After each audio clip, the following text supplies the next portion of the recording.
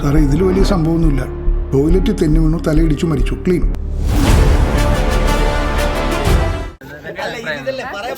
മൂന്ന് പേരിൽ ഒരാളായിട്ട് തോന്നി. ജിൻഡോ, അർജുൻ ആൻഡ് ജാസ്മിൻ, മൂന്ന് പേരുടെ ഇടയിലാണ് എനിക്ക് തോന്നുന്നത്. ആയില്ല, അങ്ങനെ നമ്മള് ഇവിടെ ഇല്ലായിരുന്നതാണ്. ജാസ്മിന് വിജയിക്കണം നമുക്ക് ആഗ്രഹമുണ്ടെന്ന് ക്യാമറയുടെ ഫ്രണ്ട് ഞാൻ പറഞ്ഞില്ല. അയ്യോ, ഞാൻ പറഞ്ഞില്ല, നല്ല പറഞ്ഞത്.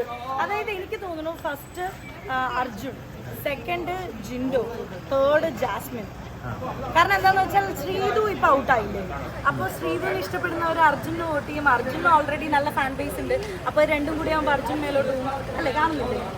അതാണ് എന്റെ ഒരു പെർഫോമൻസ് ആരുടെയാണ് കൂടുതൽ ഇഷ്ടപ്പെടുന്നത്? പെർഫോമൻസോ എന്റർടൈനർ എന്ന രീതിക്ക് ഇപ്പൊ അർജുൻ അടിപൊളിയാണ് അല്ലേ? അല്ല, ഈ 100 ദിവസത്തെ മൊത്തത്തിൽ എടുത്തു കഴിഞ്ഞാൽ റനീഷയ്ക്ക് എന്താണ്? ഇപ്പൊ ചേച്ചി പറഞ്ഞ പോലെ ജാസ്മിൻ ഭയങ്കര സ്ട്രോങ്ങസ്റ്റ് പ്ലെയർ ആണ്. കാരണം ഭയങ്കര സ്ട്രോങ് ആയിട്ട് നിൽക്കുന്നുണ്ട്. പക്ഷെ എന്റർടൈനർ എന്നുള്ള രീതിക്ക് അർജുൻ ഭയങ്കരമായിട്ട് സ്കോർ ചെയ്യുന്നുണ്ട്.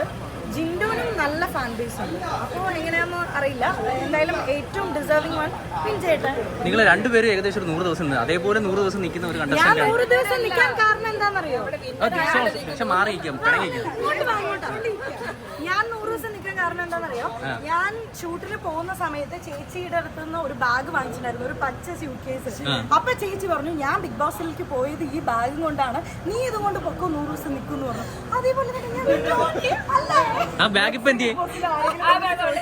ബാഗ് എടുത്ത് കൊടുക്കണം. ആ ബാഗ് ജാസ്മിൻ എടുത്തിട്ടുണ്ടോ? അല്ല, എന്റെ വീട്ടിൽ തന്നെയുണ്ട്. ഇതുവരെ തിരിച്ചു കൊടുക്കാൻ പറ്റിയിട്ടില്ല. നമ്മുടെ കേരളത്തിൽ തന്നെ ബെസ്റ്റ് നന്നായിട്ട് കോമഡി ചെയ്ത് അഖിലേട്ടനുണ്ട്,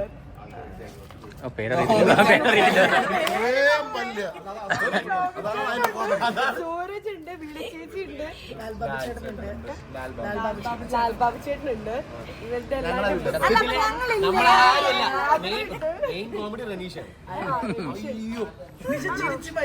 അല്ല, ഇതൊന്നും ഞാൻ അറിഞ്ഞിട്ടില്ല.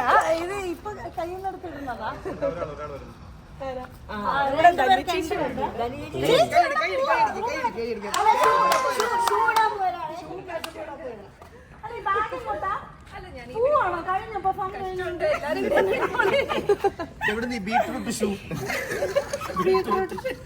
ഞാൻ ഇവരുടെ കൂടെ ഫോക്കസ് ചെയ്താൽ കാണാം.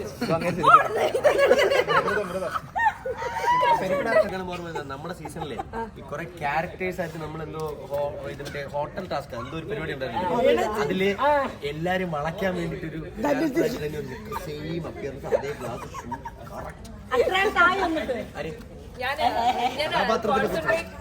കോൺസെൻട്രേറ്റ് ചെയ്ത ഈ ക്യാരക്ടർ ആയിരുന്നു. ഏതായിരുന്നു?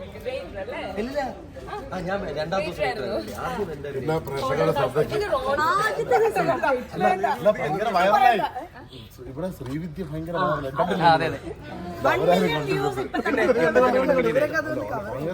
ഭയങ്കര വൈറലായി.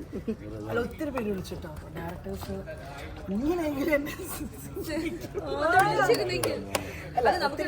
ഞങ്ങളങ്ങനെ ഭയങ്കര കുറച്ചെങ്കിലും ആൾക്കാരങ്ങനെ ശ്രദ്ധിക്കുമെന്ന് വിചാരിച്ച് ചെയ്തല്ല, ആഗ്രഹിച്ച് ചെയ്തതാ. ചീറ്റിപ്പോന്നും പേടിയുണ്ടായിരുന്നു. പക്ഷെ വലിയ കുഴപ്പമില്ലാതെ വന്നില്ലാണ്ട് ചെയ്തിട്ടുണ്ട്. അപ്പൊ ഇനിയിപ്പോ അധികം സമയമില്ലല്ലോ ഫിനാലേക്ക് വേണ്ടിയിട്ട്. നിങ്ങളെല്ലാരും വെയിറ്റ് ചെയ്തിരിക്കുന്ന പോലെ ഞങ്ങൾ വെയിറ്റ് ചെയ്തിരിക്കുക. ഞങ്ങളുടെ പെർഫോമൻസ് ഉണ്ട്. ആരാണ് വെയിറ്റ് ചെയ്യാൻ പോകുന്നത് അറിയത്തില്ല.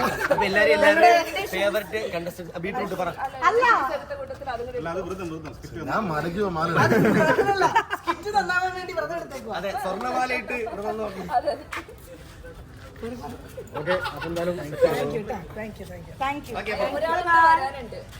ഒരാളും കൂടെ ഉണ്ട്, ശ്രുതി ചേച്ചിയുണ്ട്. ശ്രുതി ചേച്ചി രാവിലെ ഷൂട്ട് കഴിഞ്ഞിട്ട് റെസ്റ്റ് എടുക്കാം. സെപ്പറേറ്റ് ഇന്റർവ്യൂ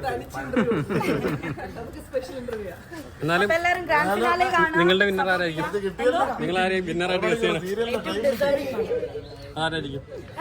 സത്യം പറഞ്ഞാൽ ജാസ്മിൻ വിന്നറാണ്. കാരണം ആ കുട്ടി നന്നായിട്ട് സ്ട്രഗിൾ സീരിയസ്ലി. എന്തിനാ അതിനകത്ത് അവർ നന്നായി സ്ട്രഗിൾ ചെയ്തിട്ടുണ്ട്. ജാസ്മിൻ വിന്നർ ആവണമെന്ന് ആഗ്രഹിക്കുന്നുണ്ട്. പിന്നെ ആരാണ് വിന്നർ എന്ന് എനിക്കറിയാം. സത്യം നന്നായിട്ട് പറഞ്ഞാൽ സാധാരണ സീസണൊക്കെ നടക്കുമ്പോൾ നമുക്ക് ഒരു ഇതുണ്ടാവും, ഇന്ന ജയിക്കുന്ന ഒരു എന്തെങ്കിലും ഒരു പരിപാടി ഉണ്ടാവും. ഇത് ഒന്നും പറയാൻ പറ്റില്ല. അല്ല, ഞാൻ പറയാം. ഇതിൽ എന്റെ പിറവായി സംശയം ഈ 5 പേരിൽ ഒരാളായിരിക്കും വിന്നർ.